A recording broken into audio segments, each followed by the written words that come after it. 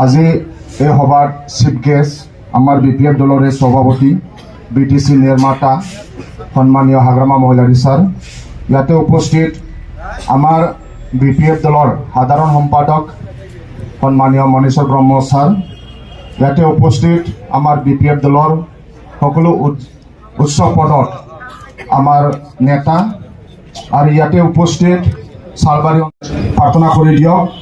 তো মই নিখিল বড়ো ছাত্ৰ সন্থাত আছিলোঁ, আমি BPF দলত যোগদান কৰিছোঁ কাৰণ আমাক হাগ্ৰামা মহিলাৰী দেৱক লাগে।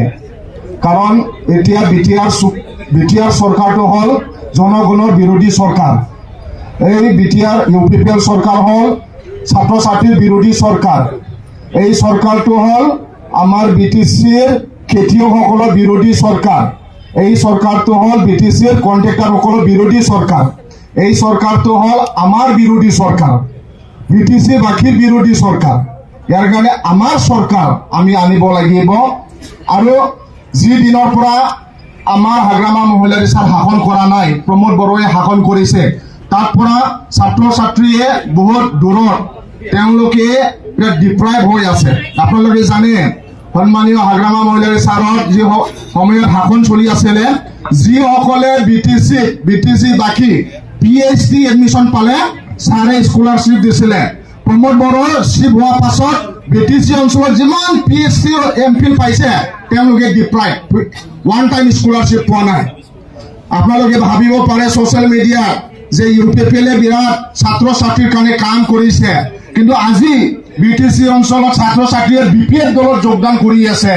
সেই পাৰৰ পৰা এই পাৰ ছাত্ৰ ছাত্ৰী ইউথসকলে BPF দলত যোগদান কৰিবলৈ তেওঁলোকে আলোচনা কৰি আছে। কাৰণ কি, এই চৰকাৰটো হ'ল ছাত্ৰ ছাত্ৰীৰ বিৰোধী চৰকাৰ।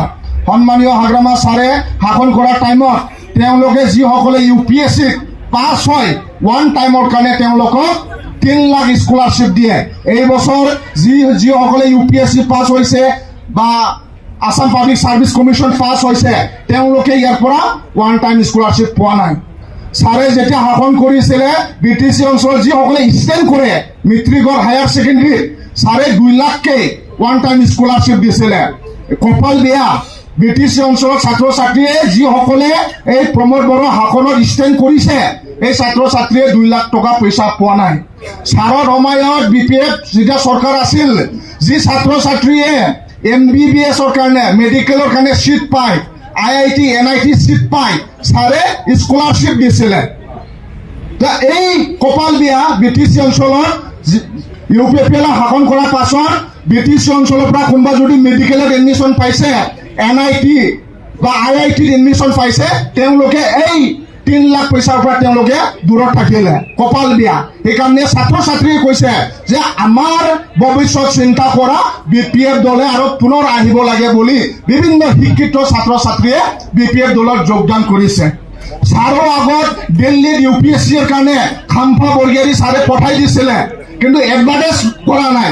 এই UPPL চৰকাৰ হ'ল এডভাৰটাইজ চৰকাৰ। তেওঁলোকে কামটো কম কৰে, বিৰাট দেখায়। সেইকাৰণে এই এডভাৰটাইজ চৰকাৰ আমাক নালাগে। আমাক ছাত্ৰ ছাত্ৰীৰ ভৱিষ্যত চিন্তা কৰা আমাক BPF চৰকাৰ লাগে। সেইকাৰণে আমিও এছুত থাকি কিনে প্ৰমোদ বড়োৰ ওচৰত যোৱা নাই। কাৰণ আমি জানো প্ৰমোদ বড়োই হিংসাৰ ৰাজনীতি কৰি আছে। প্ৰমোদ বড়োই হিংসাৰ ৰাজনীতি কৰি আছে আৰু হীৰা চৰণীয়া তেওঁ হিংসাৰ ৰাজনীতি কৰি আছে। হীৰা চৰণীয়াই বড়ো জনগোষ্ঠীক বেয়া পায়, বড়ো জনগোষ্ঠীৰ ভাল হোৱাটো হীৰা চৰণীয়াই বেয়া পায়। হীৰা চৰণীয়াই সদায় হিংসা আৰু গিৰহুণা ৰাজনীতি কৰে। চেম প্ৰমোদ বড়ো বিভিন্ন জাতি জনগোষ্ঠীৰ উন্নতি হোৱাটো নিবিচাৰে। প্ৰমোদ বড়ো বিভিন্ন জাতি জনগোষ্ঠীৰ হিংসা কৰে। সেইকাৰণে এই বড়োলেণ্ড ভূমিটো উপেন্দ্ৰনাথ ব্ৰহ্মৰ ভূমি, এই ভূমিটো মাননীয় হাগ্ৰামা মহিলাৰী ছাৰৰ ভূমি। ইয়াত কেতিয়াও হিংসা আৰু গৃহণা ৰাজনীতিক নচলিব। ইয়াত সদায় মৰম দাদা ভাই স্নেহ ৰাজনীতিক চলিব। সেইকাৰণে আমি দাদা ভাই হিচাপে BTC বাকী হাগ্ৰামা মহিলাৰী ছাৰক লাগে, BPFক লাগে। কাৰণ যি চৰকাৰে খেতিয়কসকলক চিন্তা কৰে এই চৰকাৰেও আমাক লাগে। যিসকলে BTC অঞ্চলত বসবাস কৰা সকলো জাতি জনগোষ্ঠীৰ কথাটো চিন্তা কৰে। যে ব্যক্তিয়ে BTC অঞ্চলত ভোট দিলে, সন্মানীয় হাগ্ৰামা ছাৰে ভোট দিলে, BTC অঞ্চলত 10টা সাব ডিভিশন দিছে, বিভিন্ন অফিস দিছে, বেলেগ বেলেগ ভাৰণৰ ঠাইত বদলেন গেষ্ট হাউচ দিছে, UPPLকে দিছে। প্ৰমোদ বৰাই কি দিছে? প্ৰমোদ বৰাই অকল লুটিব আহিছে। তেখেতে লুটিব আহিছে, লুটিলে তেখেতে। সেইকাৰণে লুটা মানুহ আমাক নালাগে, দিয়া মানুহ আমাক লাগে। সেইকাৰণে আমিও নতুন প্ৰজন্ম এপছো কৰিছিলো, প্ৰমোদ বৰাৰ লগত একেলগে কৰিছিলো, কিন্তু তেওঁ ব্যক্তিৰ দ্বাৰা এই অঞ্চলটো ডেভেলপ নহয়। এই প্ৰমোদ বৰাৰ দ্বাৰা ইয়াত কেতিয়াও শান্তি প্ৰতিষ্ঠা নহয়, প্ৰমোদ বৰাৰ দ্বাৰা ইয়াত কেতিয়াও উন্নতি নহয়। সেইকাৰণে আমিও সন্মানীয় হাগ্ৰামা মহিলাৰ ছাৰৰ ওচৰত আহিছে আৰু সন্মানীয় হাগ্ৰামা মহিলাৰ ছাৰৰ চিন্তাধাৰাৰে BTC উন্নতি হৈছে আৰু হ'ব। সেইকাৰণে আগন্তুক ইলেকশ্যনত আপোনালোকে নিজৰ ল'ৰা ছোৱালীৰ কথাটো চিন্তা কৰি অঞ্চলত যাতে দায়িত্ব লয় আৰু উন্নতি হ'ব লাগে, শান্তি প্ৰতিষ্ঠা হ'ব লাগে আৰু সকলো জাতি জনগোষ্ঠীয়ে সমান মৰ্যাদা পাব লাগে। আমি গৌৰৱ কৰিব পাৰোঁ যে আমাৰ চৰকাৰ বুলি।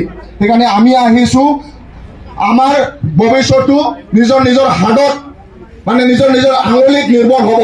সেইকাৰণে যেতিয়া সময় আহে চিন্তাধাৰা কৰি কিনি ভাল বিৰাট সন্মান দিছে, কাম কৰিবলৈ সুবিধা দিছে। UPPL এনেকুৱা নাপাব, বেলেগ দলত এনেকুৱা নাপাব। সেইকাৰণে যিসকলে ব্যক্তিয়ে মাইনগণ্য ব্যক্তি আজি যোগদান হ'ব, আপোনালোকে সমান মৰ্যাদা পাব। ইয়াত নতুন পুৰণা একো বুলি নাই। এই BPF দলটো হাগ্ৰামা মহিলাৰ ছাৰৰ ঘৰৰ পৰিয়াল নিচিনা। সেইকাৰণে আমি সমান মৰ্যাদা, সমান সন্মান। BPF দলত নতুন পুৰণা নাই, বেলেগ দলত নতুন পুৰণা থাকিব। যিসকলে আজি যোগদান হ'ব, আপোনালোকে মনৰ অশান্তিৰ কাৰণে কাম কৰিম, হাজাৰ হাজাৰ বছৰ ইয়াত ভালকে জীয়াই থাকিম, দাদা ভাই হিচাপে কাম কৰিম। এই হিংসা আৰু ঘৃণা কৰা ৰাজনীতিক প্ৰমোদ বৰা আৰু হীৰা চৰণীয়াক আমি BTCৰ পৰা উখালি পেলাব লাগিব। তেনেহ'লে ইয়াত BTCৰ শান্তি প্ৰতিষ্ঠা হ'ব, উন্নতি প্ৰতিষ্ঠা হ'ব। এইটোৱে ক'লো। চালবাৰী ডিষ্ট্ৰিক্টে আজি অৰ্গেনাইজাৰে আজি মোক দুআষাৰমান ক'বলৈ সুবিধা দিলে। ইয়াৰ কাৰণে চালবাৰী ডিষ্ট্ৰিক্ট সমূহ কৰ্মকৰ্তাক মোৰ চাইডৰ পৰা আন্তৰিক অভিযোগ জনাই মোৰ বক্তব্য মই ইয়াত সামৰিলোঁ। Thank U.